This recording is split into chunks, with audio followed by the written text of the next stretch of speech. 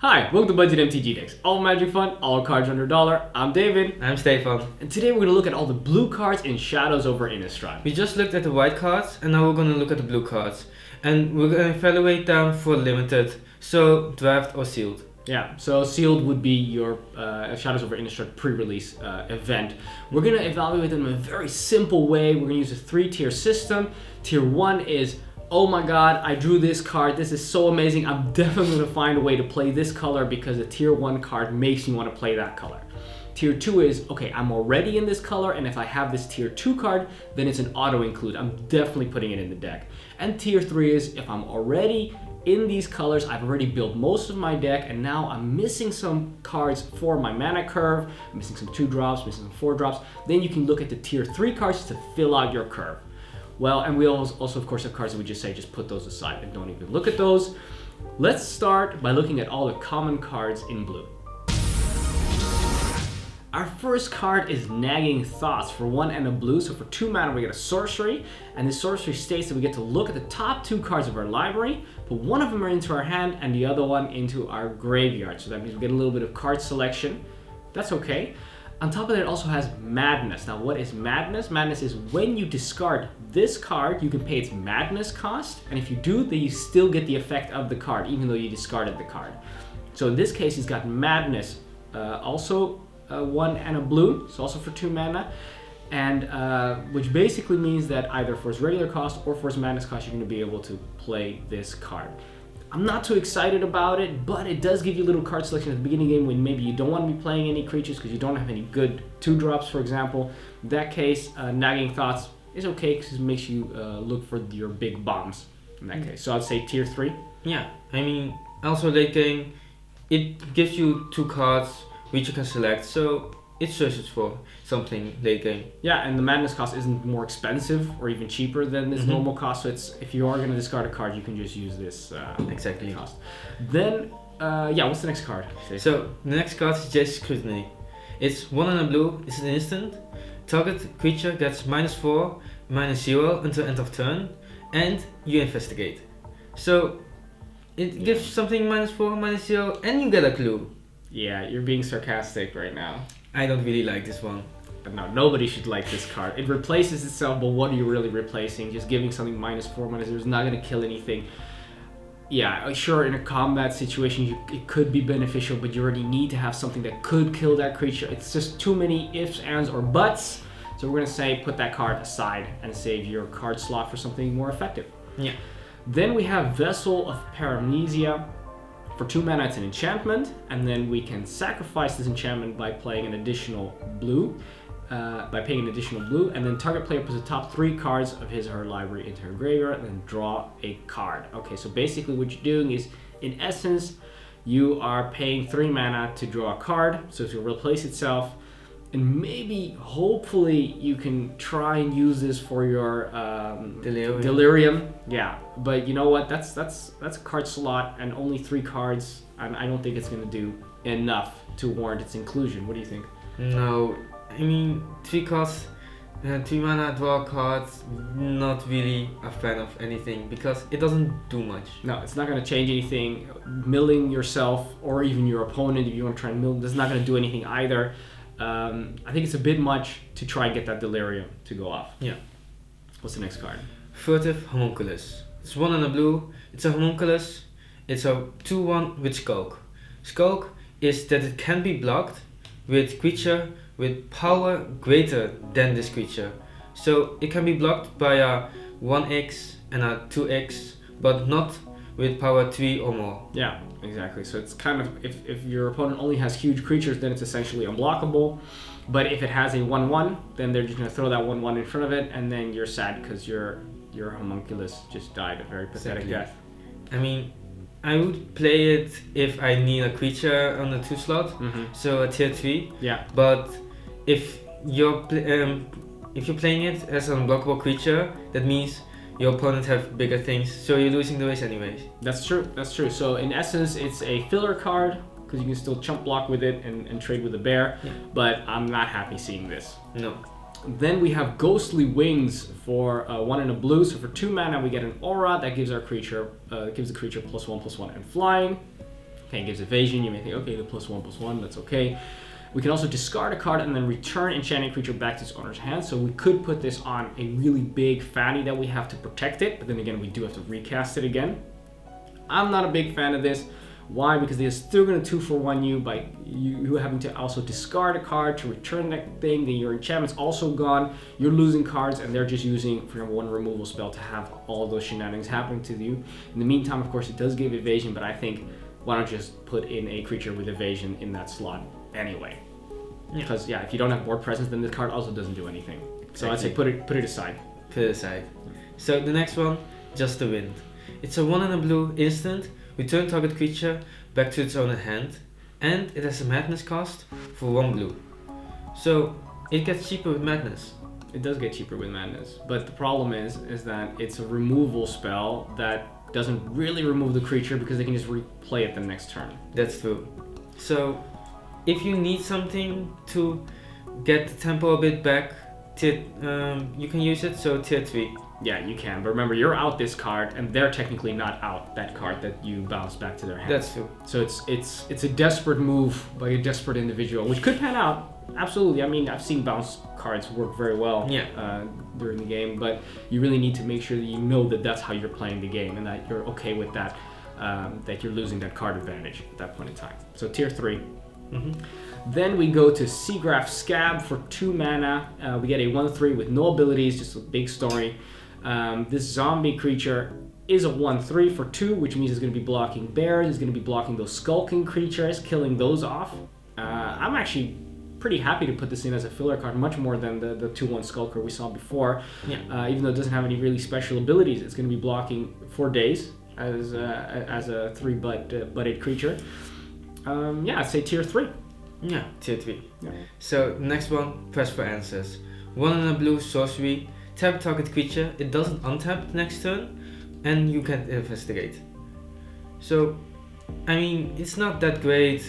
I would put it aside because you can tap something, but it doesn't do much, and for 4 mana to tap something and draw a card, it's not that great. No, exactly. If that card would say that, for 4 mana, tap a creature, doesn't untap, endures next controller's untap space, and you draw a card, you're still not too excited because that creature will at some point again be able to attack, and you're still out this card, and you have to pay another 2 mana. Remember to get that investigate the clue, to get that clue to turn into a card. I think it's again too many hoops to jump through, and it's also not even instant speed, so exactly. Not that great. Then we go to Pieces of the Puzzles for 2 and a blue. So for 3 mana, we get a sorcery that says reveal the top 5 cards of your library. So now at this point, I'm already listening. I'm paying attention because I'm thinking 5 cards. That's pretty decent. And then put 2 instants or sorcery cards from among them into your hand and the rest into your graveyard. Now, if you really want to go Delirium, then I'd say this card has a place. If you're not focused on that, just looking for those instants and sorceries, I don't think it's going to cut it. Unless, of course, you're going full instants and sorceries, which I think is a very risky proposition in Limited anyway. So, in my opinion, I would say put it aside unless all the pieces of the puzzle are already there. Hey, pieces of the puzzle. Anyway, but if it's, you probably won't have all the pieces of the puzzle, so don't put pieces of the puzzle in your deck. I'd say put it aside. Yeah.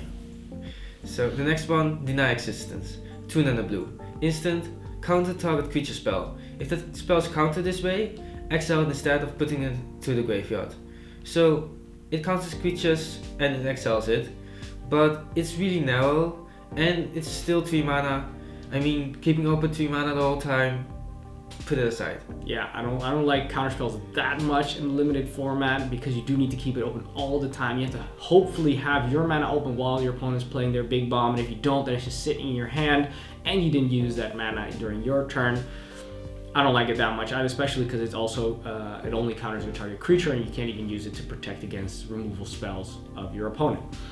Then we go to Catalogue for 3 mana, an instant, and it says draw 2 cards and then discard a card. Now this, I would say tier 3 because it is filler. I could play it. I'm not too excited about it, but it does allow me to get those 2 cards and then get rid of a card that we don't want, or maybe something for our madness, to get our madness to trigger.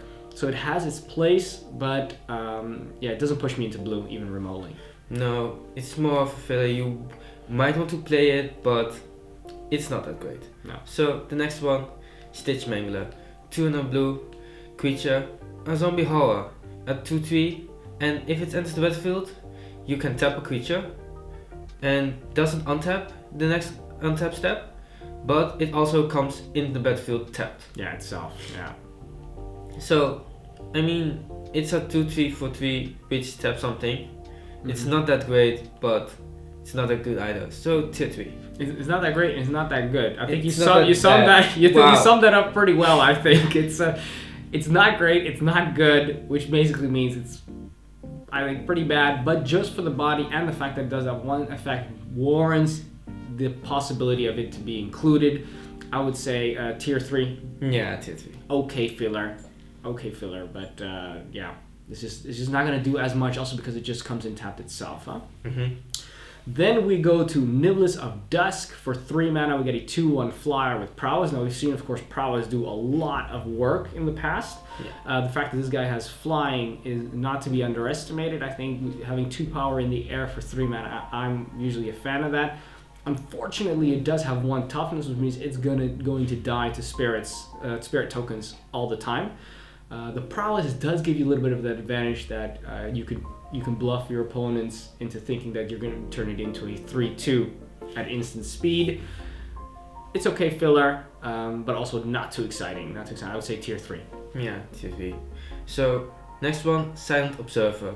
A 3 and a blue, a spirit, a 1/5 flying. It's not that great if you need something to block, if you need something to fill out your curve. That's a good card. I mean, it blocks for days. It does block for days. That 5 toughness is not to be underestimated, and the fact that it'll also stop those flyers. It'll stop the Niblis of Dusk, for example. It'll stop a lot of skulkers that are 1 toughness. It'll block those guys. So yeah, I would probably definitely use this card to fill in if I'm already in blue. But yeah, to say it's tier 2 would be overestimating. Tier 3. Then we have Drownyard Explorers. For 4 mana, we get a 2/4, which I think is already a pretty decent deal. For 4 mana, 2/4, that's okay. And when he enters the battlefield, investigate. So then we get a clue token, which we can sacrifice for 2 mana to draw a card. This is actually a pretty decent filler card. I'm happy to put this in, but is it a guaranteed auto include if I'm in blue? No, there might be better stuff. So still tier 3. Yeah. So, next one, Sleep Paralysis. 3 and a blue, enchantment aura, enchant creature. When Sleep Paralysis enters the battlefield, tap enchanted creature. Enchanted creature doesn't untap until during the controller's untap step. So, it doesn't untap anymore. That's a really good card. I mean, if I'm blue, I would play it. It's removal. It's removal. It's gonna make sure it doesn't. Notice how it doesn't say enchant creature. That creature doesn't untap. It says enchant creature, tap enchanted creature. So that means that it doesn't matter if it's tapped or untapped. That thing's just not untapping anymore. So it's unconditional removal pretty much. It won't be able to block. Won't be able to attack. And it's only for 4 mana, which you may think, okay, that's might be a bit steep, but for what it does, auto include in blue if you're already in blue. Yeah. Then we have Gone Missing for 5 mana. It's a sorcery, put target permanent on top of its owner's library, and we also get to investigate. Sure, it's removal. Sure, they still need to draw that card again, so it's not like they still got that card. They do lose their draw their next turn because they need to get this card back. It does target a permanent, so you could do artifacts, enchantments, creatures, etc. On the other hand, 5 mana is pretty steep because usually for that kind of price you can just destroy something outright. Then again, you do get that clue token. So I'm really on the wall. This card, I would probably see it as a filler. Most often, it would probably make the cut if I'm in blue anyway, but I'm not confident enough to say it's a tier 2. I would say probably tier 3 because of the fact that they're just going to draw that thing again. And, very important, it's not instant speed, which would probably push it up to tier 2 for me, if it would have been that. Yeah, that's the problem. I mean, you have to have removal, and blue doesn't really have that. Yeah. So this is decent substitute. Good as it's gonna. Well, no, if you got your sleep paralysis, just play that for days. Of course, but I mean that's why this works. Yeah. So tier 3 if you don't have anything better. Yeah. So the next one, Lamplighter of Selhoff. It's a 4 and a blue. It's a zombie horror, a 3/5, and when he enters the battlefield, if you have another zombie, you can draw a card, and if you do, discard a card. So it's a 3/5 for 5, which isn't that bad. And you can also loot if you have another zombie. Yeah. But do you auto-include it? No, definitely not. It's a pretty big bet though. I mean, that 5 toughness is not to be underestimated. I would definitely see if I could include it, but that means that you're already in blue. That means that you've already put your awesome cards in there, which means that it automatically, this card would be a tier 3. You're looking for that. You're looking for that 5 slot that you don't have anything to put in, and then Lamplighter would fill in quite nicely there. Exactly. Then we have Storm Rider Spirit for 5 mana. We get a 3/3 flyer, and it also has Flash. Now, normally a 3/3 flyer for 5, it's playable. I think that's okay. The fact that it has Flash, which means you can use it as a surprise, which means you can use it to play it instead of maybe if you have a few counter spells, you were going to save that to play your counter spells. They don't play anything decent, then you can still cast Storm Rider Spirit. It will have some pretty good synergy if you're going high on heavy on instants. Other than that, it's still a 3/3 with evasion. Doesn't push me into blue. Doesn't make me auto-included, which means it's still a tier 3. It'll probably make the cut, I think. Yeah, probably. I mean, it says Flash 3/3. I think you're more happy about it than I am. That's good. That's good, because I get very happy about flyers. So exactly. I understand that you wouldn't be too happy about that. But still filler card, right? It is. Yeah. So, Sylvan Vinland Snapper. 5 and a blue. It's a turtle, a 6/6 turtle. But he cannot attack unless you've cast a non-creature spell this turn. So, it is a good card because it's a 6/6, but most of the time it will not attack, especially not when you want it to. No, it's big risk. Exactly. And remember, you have to cast that non-creature spell, so it's not that when you cast a creature and then it investigates, so you get an artifact, that doesn't count as casting a non-creature spell. It's just those cards in your hand. So, yeah, as Stefan already said, when you want to attack with it, it won't be able to. Yes, sure, it does block, but you know what? For 6 mana, you got better stuff to do, I think, than just having a guaranteed blocker. That's definitely not even going to stop Storm Rider Spirit. Storm Rider Spirit just flies over that guy all day long, and then you're going to be all sad. So don't, I'd say put it aside as well. Put it aside. Don't do it. All right, well, those are the commons. Let's have a look at the uncommon cards. So the first uncommon is Invasive Surgery. It's a blue instant counter target sorcery spell, and if you have Delirium, you can search for all the cards with the same name you just counted in the hand, graveyard, and library. Slow clap. Are we doing slow clap for this card? When you draw this, when you pull this in limited, you're gonna counter one thing, and you're not gonna counter anything. When are you gonna counter that sorcery? You're gonna be holding that thing in your head. Oh, I hope they're gonna play a sorcery. That's I'll leave my, and it's never gonna happen. And it's just gonna be so sad. Yeah. Just don't. Sure, in constructed it has a place, but exactly. But no, limited, don't do that. So put it aside. Then we have Essence Flux for also a blue. We get an instant and says exile target creature you control. Then return that card to the battlefield under its owner's control. If it's a spirit, put a +1/+1 counter on it. Okay, let's say it's not a spirit. Then for 1 mana, you get to bounce a creature. Well, it's not bounce. You get to flicker a creature in and out. And basically you can protect it from a removal spell. You can also use it to have trigger enter the battlefield abilities once again. So it does have its uses. You can protect your big bomb. You can have enter the battlefield abilities to trigger once again.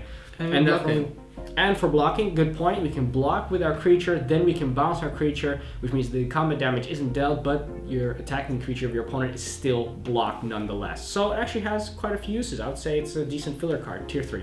Yeah. So the next one, Earthwall Illuminator. 1 and a blue spirit. It flies. It's a 1/3, and whenever you investigate, for the first time each turn, you can investigate another time. Yeah. Which means 2 clues. 2 clues, and we know you love clues, so that's always great. However, it's still a 1/3 flyer for 2, which means it's gonna be doing a lot of work, I think. Yeah. It blocks a lot. I mean, it blocks everything for the beginning of the game and for 2 mana. So on top of that, it also has evasion, so you can also, if they don't have any threats, you're just going to be attacking and they can't block this guy. I really like it. Plus, it also looks like it's a cute little spirit that's lost its contact lenses and say, okay, nobody move. I know I dropped them around here somewhere. So that is a super adorable picture. The fact that you might be able to investigate an additional time, every turn, that's a potential upside, which I'm not even looking at that much, but should it trigger, you're happy. A 1/3 flyer for 2 is good. I would say tier 2. If I'm in blue, I'm definitely including it. Definitely. It's good enough on itself. Then we have an ongoing investigation for 2 mana. It's an enchantment. And it states that whenever one or more creatures you control deal combat damage to a player, then we get to investigate. So we put another clue token onto the battlefield, which you can sacrifice for 2 mana for a card. And for 1 and a green, we get to exile a creature card from our graveyard, and then we get to investigate and gain 2 life. That's a lot of stuff this card does. Mostly just, if you've got a lot of evasion creatures, you got some flyers, you got some skulkers, you may think, okay, I'm gonna put this down on turn 2, then I'm attacking, I'm drawing cards. Yes, if it works like that, then that's awesome. But remember, you're not straight up drawing cards. You're getting the clues that you still need to pay 2 mana to draw those cards. And the second ability, you do need to be in green to pay 2 mana to exile that creature, which means you do need to have a creature in your graveyard for that to happen. And if you're trying to get your Delirium to trigger, you might not want to get rid of creatures in your graveyard. There's a lot of ifs, ands, or buts for this card as well. I don't think I would auto-include it in blue, but if I'm in blue and green, it might be a filler card. So I would say tier 3 if I'm already in those 2 colors. But imagine how many clues you'll get with the card we just had. Yes, you could get a lot of clues. That's true. Those 2 cards in combination do work well together, but the question is, are they going to get you a step closer to winning the game? Probably I'm not. sure. No, probably not. So, next one, Manic Scribe. 1 and a blue. It's a human wizard. It's a 0/3. And when he enters the battlefield, each opponent puts the top 3 cards of his library into his graveyard. And it has Delirium, and he does the same thing, but of each opponent's upkeep. So if it's Delirium, you mill 3 every turn. You mill 3. Okay. Yeah, the opponent mills 3. So you mill your opponent. You're milling opponent. Yeah, you know what? I had to look at the card again because it just bored me to death just looking at it. Actually, the art is amazing. It's really cool. Yes, it's really writing with cool. those pens through it. The art is amazing. That doesn't bore me, but what the card does, the fact that it's also a 0/3, so it's really not going to do anything in combat. I'm sure you might be milling. You may also not be milling because when you already reached Delirium, that's what you wanted to reach, and now you're going to be milling extra. That's not really the point. The point is you want cards to get you there, not to activate once you already have that. And it helps the opponent's Delirium if he doesn't have it anymore. That's rough. Or doesn't have it yet. That's rough. Don't play. Just put this card aside. Exactly. Then we have Compelling Deterrence for 2 mana. It's an instant. Return target non-land permanent to its owner's hand. Then that person discards a card if you control a zombie. Okay, well, let's just pretend we don't have a zombie then. We're still going to be bouncing a non-land permanent. Sure, it's a little bit more flexible than creature. Once again, they can still play that, so you're out a card. They still have that card. Tempo-wise, it could help you out because it's instant speed. But then again, it's risky. If you don't have good removal, it's still filler though. So tier 3. Yeah, tier 3. But if you have a lot of zombies, and blue has a lot of zombies. True. And so, black, you're playing blue-black, for instance. Exactly. Then you might look at it. I mean, of course, Magical Christmas Land, what happens is when it's turn 6 or 7, they only have 1 card in their hand, and they play their big fatty, and then you bounce that, and you have to have a zombie, and then they also have to discard it, and then of course that's awesome. Of course. But everything else, tier 3. Yeah. Then we have Daring Sleuth for 2 mana. It's a 2/1 human rogue, and states that when you sacrifice a clue, transform Daring Sleuth. Now, so first you need to investigate to be able to get a clue. Then you need to pay 2 mana to sacrifice that clue to draw a card. Then Daring Sleuth transforms into Bearer of the Overwhelming Truths. It's a 3/2 with prowess, and states that whenever this guy deals combat damage to a player, we get to investigate, so we get another clue. This is a tricky card because it's got a lot of stuff going on, and there's a lot of different ways that it could work. There's also a lot of different ways that it could just sit there being a 2/1 doing nothing. That's why I would say tier 3. It could be a filler card, but it could also not do any work for you whatsoever. What do you think, Stefan? I mean, clues. Just for but it doesn't even give you the clues. It only gives you the clues once you've already had clues. This guy doesn't give you clues by itself. He knows nothing. This Daring Sleuth. Yeah. Other people need to come with clues, and then this guy's like, I get it now. You know, you gotta You gotta give him all the information. The guy doesn't do anything. That's true. It's a 2-1 for 2, which is kind of filler card, and that's probably most of the time it will be a 2-1 for 2. Yeah, which you're not gonna be too happy about, because I'd rather just have a 2-2 for 2. Exactly. Then, so just tier 3. Then we go to Trail of Evidence. For 3 mana, it's an enchantment. It states that whenever you cast an instant or sorcery spell, investigate. Now, in Constructed, this is great, because you build your deck around this. In Limited, if you're going to be playing so many instants of sorceries, you're still going to have to get those clues, pay the mana to get those cards. And remember that on turn 3, ideal scenario, you play this, you still haven't gotten anything. You haven't gotten any value, nothing's changed. I think it's very risky to play this in Limited, so I'm going to say put it aside. Yeah, put it aside. So next one, Uninvited Geist. 2 and a blue, a 2-2 with Skulk, and when Uninvited Geist deals combat damage to a player, transform it. And it transforms into Unimpeded Trespasser, which is also Spirit, not 3-3 now, and it's unblockable. Yeah. So I really like this. Yeah.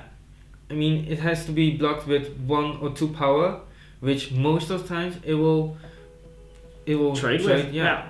So you got your 2-2 on turn 3. So on turn 4 you're attacking. If your opponent has a 2-2, they're gonna trade with it. Sure, then that happens. But then they also lost their creature. Should they not be able to do that, then we're really happy, because then we've got a 3-3.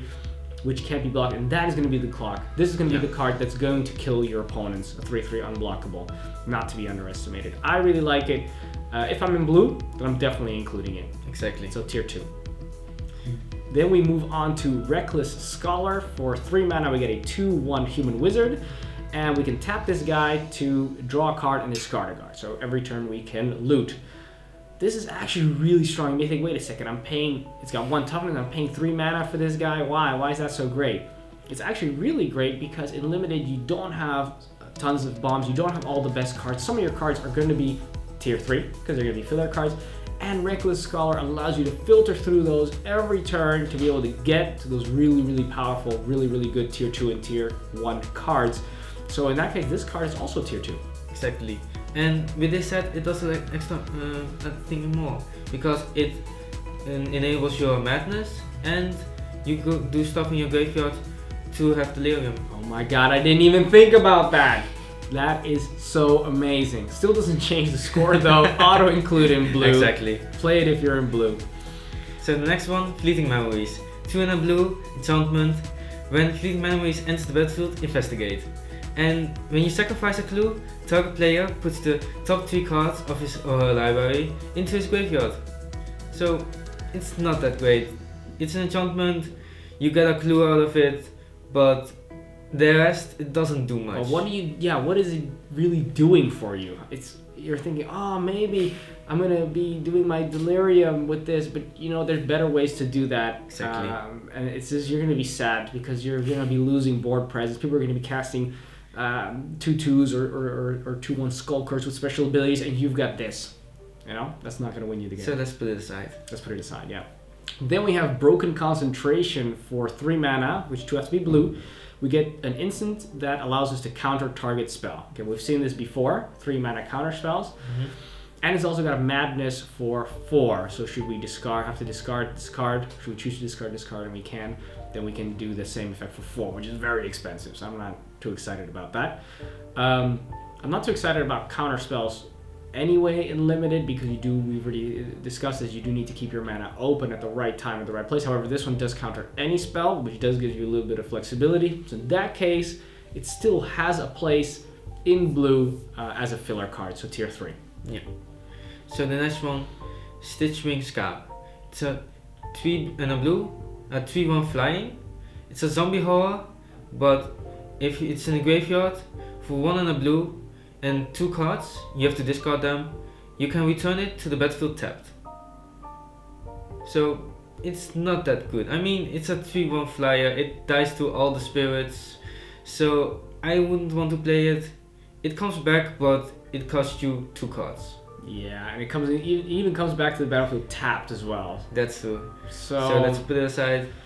Yeah, so you're like, hey, I can do this instant speed, but then it comes in taps. It's just a very sad moment for that scab, and it's just not gonna do enough work. It seems powerful, but it's really I really don't think it's gonna do enough work to warrant its inclusion. So we should put it aside. Yeah.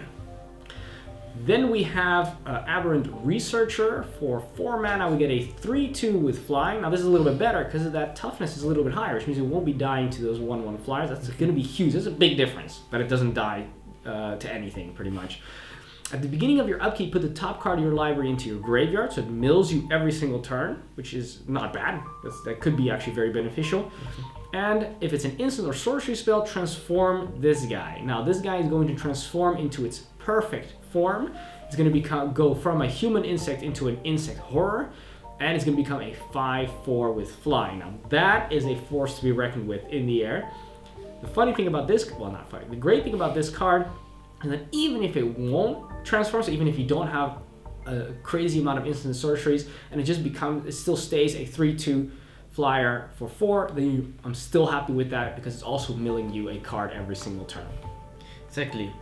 And what I really like is because this is a continuation of Delver of Secrets. Correct. Let's show Delver of Secrets as well over here. So Delver of Secrets also transforms into this guy. Yeah. Actually. It's pretty cool. And then it's a 3/2 flyer, and then it transforms perfect form. I really like that one. Do you think we're gonna get another form, super perfect form after this? It's gonna transform? We have to come back again to Innistrad, so I don't think so. No? I mean, it's already perfected. It's been confirmed for 5 years from now. Anyway, all right, next. So that's a tier 2. So if we're in blue, we're definitely playing this card. Very, very strong. Then we go to Drew Now Corpse Trawler. For 4 mana, we get a 1/1. And when he enters the battlefield, put a 2/2 black zombie creature token onto the battlefield. So you've got 3 power and toughness for 4, which is okay. Mm-hmm. And as well, it has the ability to, for 2 and a black, to give a target zombie death touch until the end of turn. You may think, oh, this is amazing, 2 bodies, you're giving death touch, but remember, you'd have to pay for the death touch. I do think it has a place in the deck, but it doesn't push me into blue. It's not an auto-include in blue, but it's definitely a decent filler card because of the fact that you could attack with a 2/2 with the possibility to give it death touch, but you don't want to block it, and then if they don't, you're still dealing 2 points of damage, and then you can still give your 1/1 death touch in their turn to bake for a decent blocker. So it has an okay filler position. Exactly. Yeah. Like having the death touch is always something where opponents would be wary about. Yeah, especially if you have a flying zombie, which you could give, then they're not attacking you with anything anymore. Exactly. So the next one, Pour Over the Pages. 3 and 2 blue. It's a sorcery. Draw 3 cards, untap up to 2 of your lands, and then discard a card. So for 3 mana, basically, it will draw you 2 cards, which isn't that bad. That's not too bad, yeah. It might enable your Delirium as well a little bit. Madness. Yeah. So, yeah. It's okay, but it's still just filler. It's not auto-include. Exactly. Then finally, for the uncommons, we have Rise from the Tides. For 6 mana, we have a sorcery, and states that we get to put a 2/2 black zombie creature token tapped onto the battlefield for each instant and sorcery card in your graveyard. So you already think, oh my god, I'm going to be playing lots of instant sorceries. I'm going to cast it. I'm going to have 28 2/2 zombies. That's not happening. You're probably going to get 2 zombies out of this during an average game, maybe 3 if you're dedicated, which, if you're getting 3, that's pretty good. You can be happy about that. The question is this going to be a win more card, or is this going to be a card that when you're going to get it in the wrong moment, it's going to be sitting there doing absolutely nothing? For me, personally, I think it's too risky, so I would just put it aside. Stefan, what do you think? I actually really want to win with this card. Yeah? Okay, yes. We're gonna cut to commercial now. We're gonna cut to commercial. So how do you see this card working? If you build a white deck around it, it can work, but like you said, it's really hard and the zombies comes in tapped. Yeah. So in limited, I wouldn't play it. Yeah. But doesn't mean I'm not excited about it. Yeah, maybe in Constructed you have an awesome place, but let's leave it there. Alright, those are the uncommons. Let's have a look at the rares. Our first rare is Epiphany at the Drown Yard. For X and a blue, we reveal the top X plus 1 cards of our library, and we separate those into 2 piles. And our opponent chooses one of those piles to go into our hand and the other one to go into our graveyard. Now, of course, at the beginning of the game, it's not going to draw us a lot of cards, but later on, when we're flooded out, it's going to be able to draw us a ton of cards. The problem is, of course, we don't get to choose exactly which card, so that's always iffy. I think it's a tier 3 because I think it is a decent filler card for drawing. Stefan, what do you think? It's the same problem as we had with Steam Augury. You put the choice in opponent's hands, which won't pan out most of the time. So you'll get the mediocre cards. Yeah, if you split it up. Yeah, so it's even more important for you to make that split as even as possible. But still, if there is a slight discrepancy between the 2 piles, you're always going to get the worst. Exactly. And that's never good. So that's why it's not an auto-include, I think. But still can have a place. It's a tier 3. Yeah. So the next one, Thing in the Eyes. 1 and a blue, it's a horror. It's a 0/4 defender. And it comes into play with 4 ice counters on it. And if you cast an instant or sorcery, you can remove one. And if it doesn't have any anymore, you transform it. And it transforms into Awoken Horror. It's a Kraken Horror and a 0/8. And when it transforms, return all non-horrors back to the owner's hand. Bless you. I'm also allergic to bad cards because this card is never going to do what you want it to do in limited. The fact that it's a 0/4, it's not going to be good. A defender, not such a great blocker because Flash needs to get around it at a certain point. They can still attack you with 2/2/2s, and sure, you can block one of them, the other one's still getting through. On top of that, the fact that you're gonna have to cast 4 instant and sorceries during the course of the game after you've already played this one. So turn 2, ideal scenario, you're still kind of iffy whether it's gonna trigger during the entire game. And then should you have jumped through all those hoops, building your deck around it, you've got your Awoken Horror, you've returned those creatures of your opponent back to their hand so they can still cast them again later. What they're gonna do, they're gonna say, okay, destroy target creature with power 4 or greater. Then your creature's gone, you got nothing because you're playing mostly instants and sorceries. So you got no board presence. And what do? They proceed to play all their cards again and then beat your face in with them. So I would put this, it seems like it's so awesome and the art is amazing and the flavor is great, but in limited, I would say just put it aside. Yeah, in limited it's not that good. I mean, what I'm worried about is that you just get it late game and it's just stuck there. I'm worried that you get it early game and you don't have enough instants and sorceries to have it trigger. Let's have a look at the next card, and that is Rattle Chains. For 2 mana, we get a 2/1 flyer with flash. And when this guy enters the battlefield, target spirit gains hexproof until the end of turn. Okay, maybe you have a spirit that is about to be targeted by something, that could work. And you may cast spirit spells as though they had flash.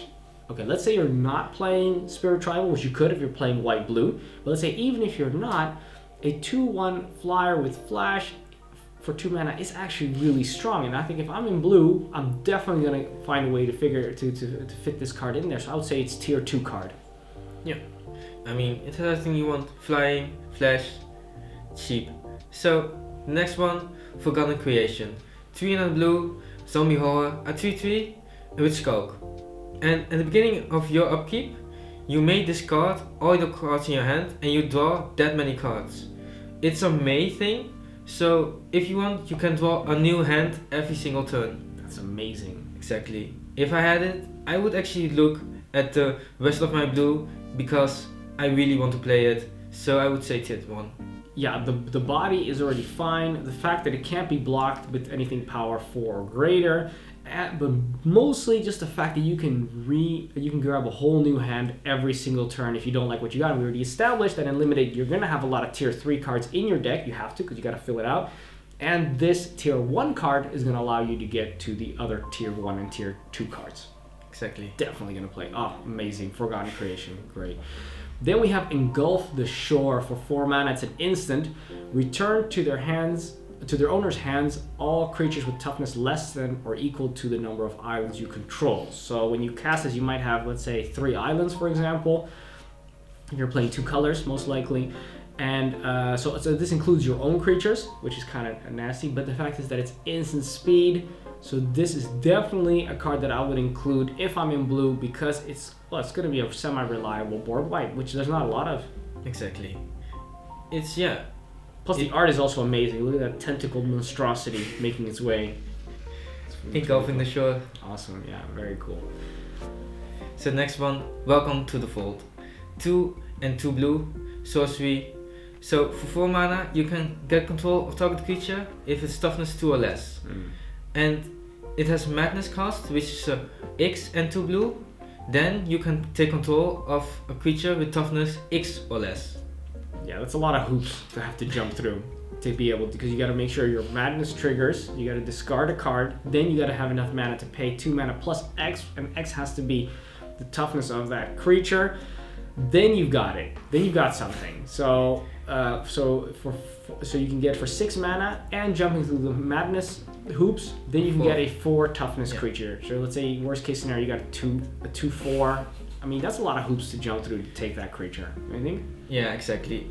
Just the normal 2 toughness, it's not that great. No, for 4 mana, and sorcery speed as well. I mean, if it would be instant, then you could use it during combat to do some kind of blocks. Then we're talking. But at sorcery speed, I would put it aside. Yeah, put it aside. So the next one, Confirm Suspicions. 3 and 2 blue, instant, counter target spell. But you get 3 clues out of this one. Yes! Amazing! No. It's too expensive. No, it's what it does. Exactly. And it doesn't even draw you the cards. You have to still put in the mana to draw the cards. So you pay another 6 mana to get those 3 cards. Exactly. Man, they really want you to pay through the nose for those cards in this set, huh? They're not giving you anything for free. They're not giving you anything for free in this set. That's why I have to follow the clues. You gotta follow the clues and pay through the nose for them. All right, then we have, so that we just put that card aside. Because if you really want to be countering spells, then just do it for 3 mana at non-rare level. Then we have Natalia Moondrakes for 7 mana, so that's pretty steep, but you get a 5/5 flyer, which is one of the biggest things in the air. And when this guy enters the battlefield, target creature gains flying until the end of turn, so you can also attack with something that you already have on the battlefield at that point in time. Should it die later on, you can pay 6 mana, exile this card from your graveyard, and then all your creatures gain flying until the end of turn. So that's a nice little finisher there when they don't expect it. Well, they could expect it because it's in your graveyard. Nonetheless, if I'm in blue, then this is an auto-include, but it's just too expensive for me to say I'm gonna be playing in blue just because of this card. Exactly. So well, those are, those are the rares. So let's have a look at the mythic cards. The first mythic is Startled Awake. It's 2 and 2 blue, a sorcery. Target opponent mills the top 13 cards of his library.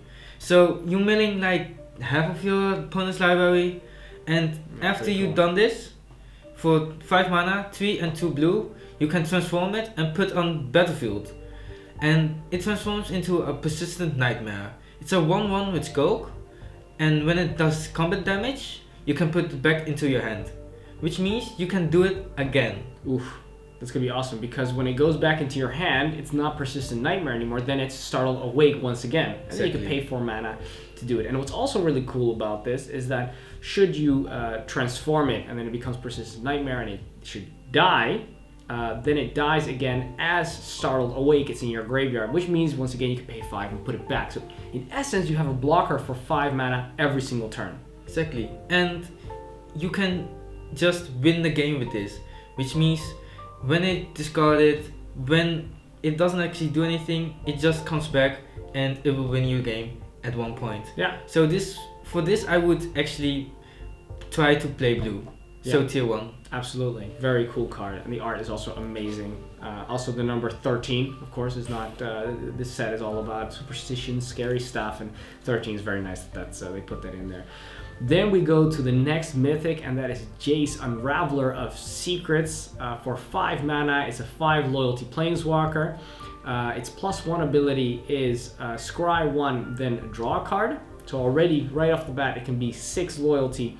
You scryed a card, you don't like it, you do like it, you still get to draw a card. That's card advantage right there. Pretty cool. Its -2 is return target creature to its owner's hand. I think most likely you're probably going to use that one first to get to bounce a creature.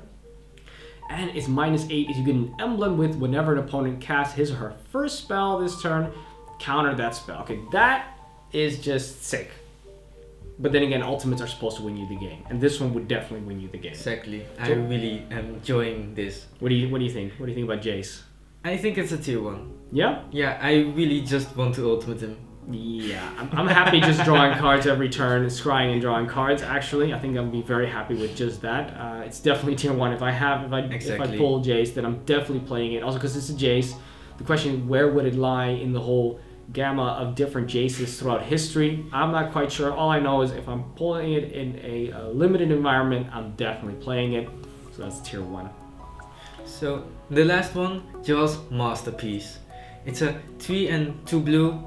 A zombie horror is 7/7 flying, but it gets -1/-1 for every card in your hand. And if it dies, for 3 and a blue, you can discard 3 cards and return it to the battlefield tapped. Yeah. So and, yeah, it doesn't. The great thing is, it doesn't even have to be when it dies. It can just be at any given point in time, as long as it's in your graveyard. So it can also just be sitting there for a few turns. Probably when you're playing this on turn 5. You might still have 3 cards in your hand, then that's fine because then it's still a 4/4 flyer, which is huge. Exactly. And it just comes back. It keeps on coming back. Of course, when you do have less than 3 cards, then you can't do this because you do need to discard those 3 cards. If you're down to 2 cards, wait that turn, get your extra draw from the next turn, and then you got those 3, and then discard those, and then it will definitely be a 7/7 flyer. And that is the card that is going to be that's going to win you the game. Exactly. So a tier 1 for me. Absolutely tier 1. It looks awesome. It is great, and definitely play it if you draw it. Well, those are the mythics. Let's have a look at the conclusion. So in conclusion, Stefan, what do you think about blue? I'm not too overwhelmed, but I like some cards, but you have to do a lot of work to get them to work. I see that. I also found blue to be kind of underwhelming. Sure, the mythics, there's a few tier 1 cards, very few tier 2 cards, and there's just a ton of tier 3, and even so many put them aside cards that I think to myself, wow, blue is really underwhelming. There's a few cards that allow you to enable strategies of other colors, you know, so if you're with white, you could do something with spirits, or with green, you could allow you to draw and look for those big fatties. And with black, of course, with zombies, you can do some stuff there, but it's a color which is enabling the other colors. It's not doing anything by itself, which makes it hard for me to think, when is something going to pull me into blue? Maybe one of those mythics, maybe one of those rares, but even a lot of the rares are not that great, I think. And opening a mythic, yeah, then you're happy anyways. Exactly, so then you're just doing a happy dance anyway, and the question is whether that'll even win you the game. That's a big question. So it's a very good supportive color. The question is, will it be able to pull its weight by itself? I don't think so. Yeah, I'm just kind of underwhelmed by blue at this point. Yeah, we're looking at the other colors next, but we'll see how that compares to the other colors. Well, in the meantime, don't forget to subscribe to our channel, because it lets us know that you're watching. Let YouTube spread the message about this channel to other people, so more people can watch it, get to see these set reviews. So please do that. Don't forget to share this on social media. So why not join us on Facebook and on Twitter while you're at it, so you can see what's happening as well. Over here, you can interact with us. You can ask us questions, and also, you can click on one of the other Shadows over Innistrad's full set reviews for the other colors, which are going to be coming after the jump. So we've already done white, now we've done blue. We're going to go do black next, and the rest of the colors. So make sure to check those out to get the full set review. Well, I guess that's it. I'm David. And I'm Stefan. And this was Budget MTG Decks.